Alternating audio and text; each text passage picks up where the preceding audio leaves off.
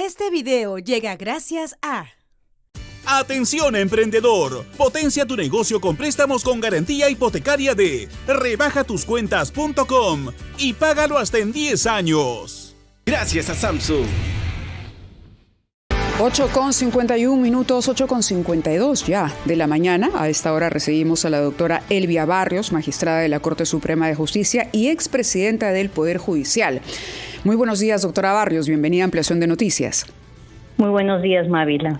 Primero quería consultarle sobre la decisión que ha tomado el Poder Judicial de ordenar 9 meses de prisión preventiva contra el padrastro de esta niña, a quien hemos denominado Mila, para resguardar su identidad, quien fuera víctima de violación y luego sometida, después de un amplio debate público, a un aborto terapéutico. Finalmente, el Poder Judicial, después de una presión por parte de la sociedad, ha dicho, ok, 9 meses de prisión preventiva contra este padrastro acusado de violación. ¿Qué reflexión le merece esta decisión que para algunos suena tardía? Bueno, lo primero que tenemos que tener en consideración es que siempre la carga de la prueba recae en el Ministerio Público, que es el Ministerio Público quien tiene que dar los primeros elementos indiciarios para que un juez dicte una prisión preventiva.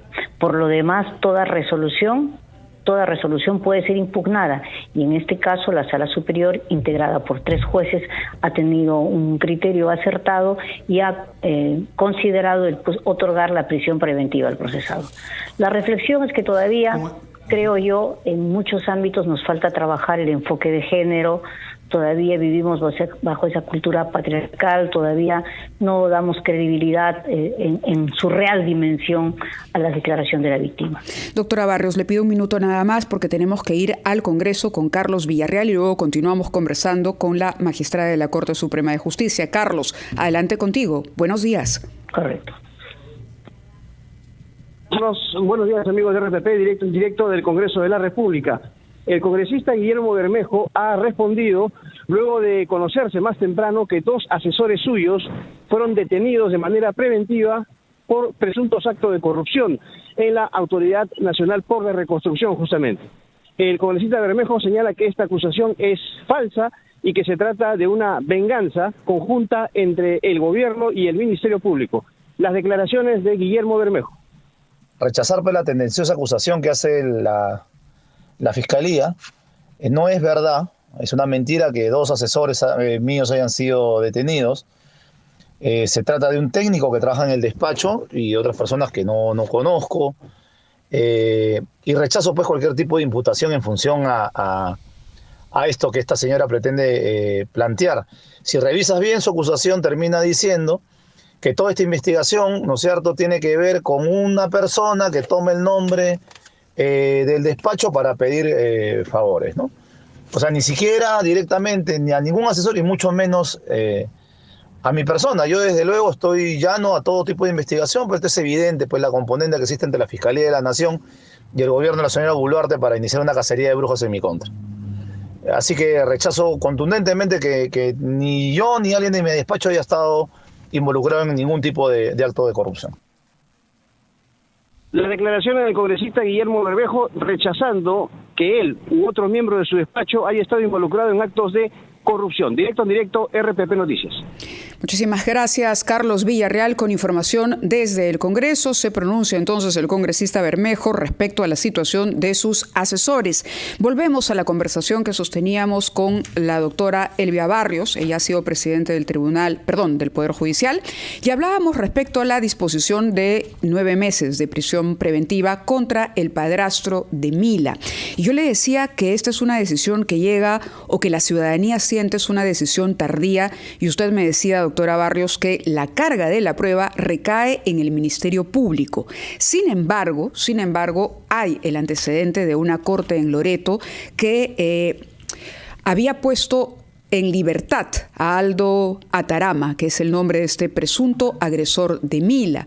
La pregunta es, en un caso tan flagrante como este, ¿no?, ¿cómo se puede hacer para que las víctimas encuentren justicia de manera más rápida y eficiente? Porque queda claro muy fácilmente que la menor había sido violada. O sea, la prueba era el propio embarazo. y la certificación de un médico. En este caso, ¿qué cambios habría que promover para que las víctimas se sientan más protegidas por el sistema de justicia en nuestro país? Fíjese la importancia que tiene que nosotros implementemos el Sistema Nacional Especializado de Justicia para la Protección y Sanción de Violencia. En el año 2019 se aprobó un cronograma de implementación de un sistema especializado de justicia, un sistema en que los jueces y juezas que integran el sistema, así como los fiscales también, sean especializados en delitos de violencia, violencia sexual, feminicidio, lesiones, actos contra el pudor, etcétera. Este sistema especializado se hizo la previsión de que tenía que ser implementado en 4 años en los 34 distritos judiciales del Perú. Solo hemos implementado en 8 distritos judiciales del Perú hasta el año 2022. En 8 distritos tenemos un sistema especializado, en Arequipa, en Ancash, en Callao, en Cusco, etcétera. Pero sin embargo, en los otros 26 distritos no. Y este sistema importa una capacitación intensa de los jueces y fiscales, pero además también una expertise, porque hay que tener una expertise especial para juzgar este tipo de delitos. Hemos dimensionado presupuestalmente esto y hemos requerido, porque hay un mandato de la norma que dice que se tiene que implementar, hemos requerido presupuesto al Ejecutivo y no se cumple. Entonces, esto nos tiene que llevar ahora a exigir, porque el Ministerio de la Mujer también lo ha pedido insistentemente, de que se implemente este sistema especializado a nivel nacional. Solo en 8 distritos tenemos y en el resto de distritos no tenemos ello. De suerte tal que usted se va a encontrar que tenemos jueces que a la par ven una multiplicidad de casos, de diversos casos de carácter penal, sin expertise ni especialización en un área tan sensible como es el tema de violencia. Lógicamente un juez tiene que conocerlo todo, claro, pero hay veces, por la carga procesal, tenemos jueces que se hacen cargo de varios despachos, porque no somos más de 3.600 jueces en el Perú. Bueno, definitivamente hay que hacer algo, doctora. Carlos está con nosotros en Trujillo también. Carlos, adelante con una pregunta para la doctora Barrios. Doctora Elvia Barrios, muy buenos días. Le saluda Carlos González de Trujillo. El juez que ordenó en primera instancia la comparecencia del acusado de abusar de la pequeña Mila ha tenido unas declaraciones. Ha dicho lo siguiente, que la Corte, se refería a la Corte de Apelaciones, no cederá a la presión mediática. Doctora, ¿cómo es posible que los jueces tomen sus decisiones en nuestro país presionados por los medios de comunicación? ¿No debería ser por propia conciencia, conocimiento y de acuerdo a ley? Una garantía de la administración de justicia es precisamente la independencia de los jueces al momento de resolver, de que sean ajenos a cualquier interés particular, incluso que se desprendan de sus propios prejuicios para poder resolver con absoluta independencia e imparcialidad. Entonces, no desconozco las razones por las que el juez ha dicho ello, pero siempre la recomendación a los jueces es actuar con independencia, y esto significa al momento de resolver una causa ajeno a cualquier interés y a cualquier presión. Doctora Barrios. Ahora, en este caso en concreto, entiendo que la sala ha tenido en consideración la declaración de la víctima, y nosotros en el Poder Judicial, a través de acuerdos plenarios que son conocidos por todos los jueces, hemos establecido precisamente que la declaración de la víctima es fundamental y marca el derrotero de la investigación en casos de violencia. No es una declaración más, es una declaración que tiene que ser valorada, que tiene que ser corroborada con prueba periférica y estar ausente de cualquier ánimo espurio. Y entonces, cuando decimos corroboración, yo tengo la declaración de una víctima que dice ha sido agredido sexualmente. ¿Cómo corroboro esta declaración? Con un certificado médico legal. El certificado médico legal acredita que hay una agresión sexual, pero además también tengo que ver qué ánimo pudiera tener la víctima. Si no veo que hay un ánimo espurio, vale decir rencor, odio, venganza, etcétera, entonces ahí adquiere fuerza y firmeza la declaración de la víctima, que por cierto se realiza en cámara Gesell, evaluada por una profesional. Y en cámara Gesell, usted sabe, cuando se evalúa esta declaración, siempre la psicóloga nos marca un derrotero y nos dice si hay una grave afectación producto de la agresión sexual o no, e incluso habla de su espontaneidad, de su coherencia, si es que la menor ha relatado con mucha espontaneidad, es coherente su relato, si se encuentra traumada por el hecho, etcétera. Todos esos indicadores a nosotros nos dan pautas para poder resolver. De acuerdo, doctora Barrios, no quería desaprovechar la oportunidad de tenerla con nosotros esta mañana para preguntarle o pedirle una opinión sobre la demanda competencial que ha planteado la fiscal de la Nación, Patricia Benavides. Le ha solicitado al Tribunal Constitucional que anule 2 investigaciones preliminares que se le siguen ante la Junta Nacional de Justicia. ¿Qué comentario le merece? ¿Cuál es la pertinencia de esta demanda competencial?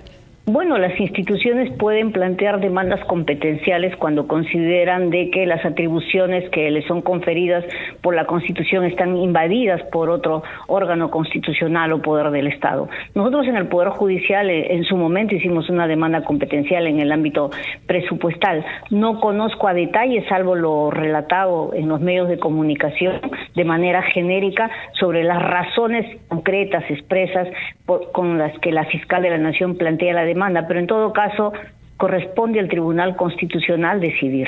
De acuerdo. Queremos recordarle a nuestros oyentes, usted acaba de publicar un libro que se llama La Justicia de Paz en la Historia Republicana. Lo ha presentado, ¿correcto? Este libro, 200 años acercando la justicia peruana y peruanos. Este estudio ha contado con el respaldo de la presidenta de la Comisión de Justicia del Género del Poder Judicial, la doctora Elba Barrios, entidades cooperantes COICA y PNUD. Sobre esta publicación, ¿qué le gustaría que conozcan nuestros oyentes? Bueno, nosotros a través de la investigadora, de la historiadora Elizabeth Arias, hemos logrado la publicación de este libro tan importante que es un aporte a la justicia de paz en nuestro país. Recuérdese que en el Perú tenemos cerca de 6.000 jueces de paz que imparten justicia en los lugares más recónditos del país y son la primera plataforma de acceso a la justicia y son jueces que están legitimados ante la comunidad. Entonces creo yo que este libro rescata digamos así, rescata todo el trabajo que han tenido los jueces de paz en la historia desde la independencia del Perú, pero también nos hace ver cómo tiene una raigambre de Inglaterra, de Francia, y cómo es que yo invito a su lectura porque es un libro muy rico, muy anecdótico, porque se relatan casos muy especiales de impartición de justicia aquí, que para algunos puede resultar nimio, pero hay veces tiene mucho impacto en la vida comunal. Claro, en la resolución de conflictos, además, ¿no? Claro, son resoluciones de conflictos que tienen mucho impacto en la vida comunal y que tienen que ver con la paz social. ¿Y de qué manera se podría promover, después de haber hecho usted este estudio, digamos, o fortalecer estos juzgados de paz para resolver un país que además, de cuando en cuando, siempre está envuelto en conflictos para los que se proponen mesas de diálogo, pero finalmente no soluciones definitivas? Bueno, este libro es un trabajo que ha realizado la historiadora, voy a repetir, Arias, pero también tenemos que tener en consideración lo siguiente. En el Poder Judicial, desde la Oficina Nacional de Justicia de Paz, hemos venido fortaleciendo el trabajo que realiza la Justicia de Paz. Sabedores de que no podemos estar como justicia ordinaria en todos los distritos más alejados del país, ahí tenemos un juez de paz. Los capacitamos, los orientamos y eso sí, cautelamos de que siempre cuando impartan justicia lo hagan teniendo en consideración sus reales saberes, su cosmovisión, sus costumbres, sus pautas culturales que es tan importantes. Muy bien, muchísimas gracias, doctora Barrios, por habernos ayudado a entender la importancia de este libro, de los juzgados de paz, pero también por sus comentarios con relación a la decisión que se ha tomado finalmente para proceder en contra del agresor de Mila esta mañana. Un caso emblemático que marca sin duda un antes y un después en lo que se refiere a la violencia contra menores en nuestro país y a la manera en que reacciona la justicia para hacer justicia, precisamente. 9:05. Vamos a la pausa y regresamos.